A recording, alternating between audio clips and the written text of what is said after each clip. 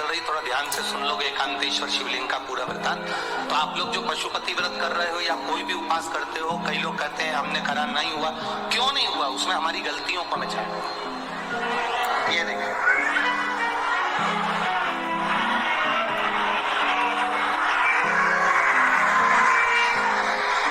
अब जैसे ये शिवलिंग रखा है, आपने जल चढ़ाया।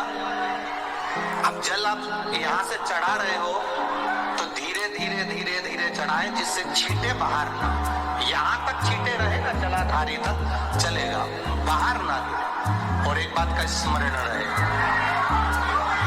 यदि बेलपत्री, फूल, पत्ती जल चढ़ाने के बाद ये सब अगर नीचे गिर जाए, जलाधारी पर गिर गया या नीचे उतर गया, तुम्हारा पूरा जल चढ़ जाए, तुम्हारे पास में चंदन नहीं है, अबीर नहीं है, गुलाल नहीं है, कुछ भी नहीं हो, तो भी अपने हाथ की 3 उंगलियों से रेखा 3 खींचकर और फिर जो माला आदि भगवान की रखी थी, उसी से भगवान का वापिस पूरा श्रृंगार कर फिर वापिस आइए। भगवान का पूर्ण श्रृंगार,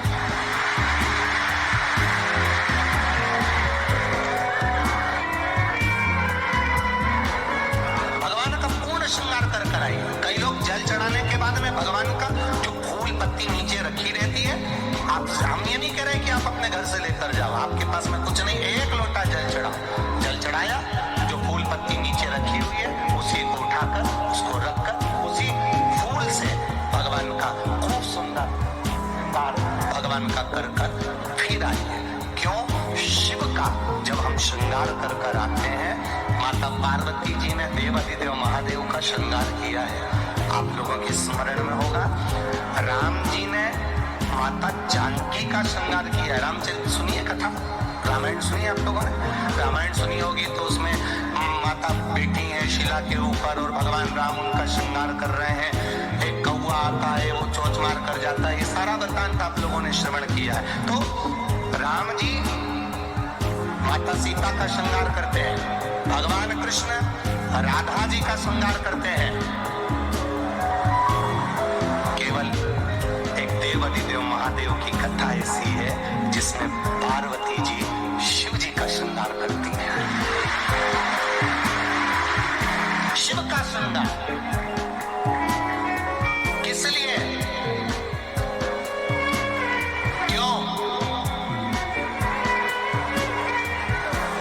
कहा जल चढ़ाने के बाद वहीं पर पड़ी हुई पत्ती से, फूल से, जो चढ़े हुए फूल है, चढ़ी हुई पत्ती है, चढ़ा हुआ निर्माल्य है, जो भी शिव जी का है, उसी को धोकर वापिस भगवान का श्रृंगार कर आना चाहिए।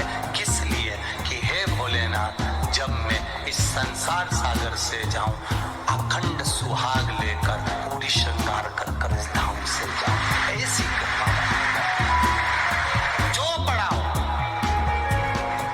जो चंदन नहीं है, हाथ से चंदन का स्मरण होना चाहिए। नहीं है हमारे पास लगाने को रोली, मोली, चंदन, जो भी आपके पास में, अबीर, गुलाल नहीं, अपने मन का गुलाल लगाइए, अपने मन का अड्डा इसमें दिल से रिझाने का प्रयास। ले जाओ, दिल से चढ़ाओ, और जब भाव से, दिल से आप आनंद के साथ देवाधिदेव महादेव का आप पूजन करो, उसमें गलती ना हो। पितरों की 3 बेटियों को श्राप लग गया। श्राप क्या लगा? तुम्हें पृथ्वी पर जाना पड़ेगा, मृत्यु लोक में जाना पड़ेगा, और तुम्हें मृत्यु लोक में जन्म लेना पड़ेगा। मृत्यु लोक में जाना पड़ेगा और तुम्हें जन्म लेना पड़ेगा। अब दुख आ गया। पितरों की बेटियां हैं, इन्होंने पूछा हमारा भी कल्याण हो और पितृलोक में जितने पितर आए उनका भी कल्याण। जो अधोगति में, जैसे हमारी गति बिगड़ी है, हम अभी युवान अवस्था में हैं, आपको चोट लगी, आपने हमको श्राप दिया, मान लो कोई अधोगति में प्राण छोड़कर चला जाता है, उसका उद्धार कैसे हो? सनकादि ऋषि से पूछ रही, आप कृपा करो, आप तो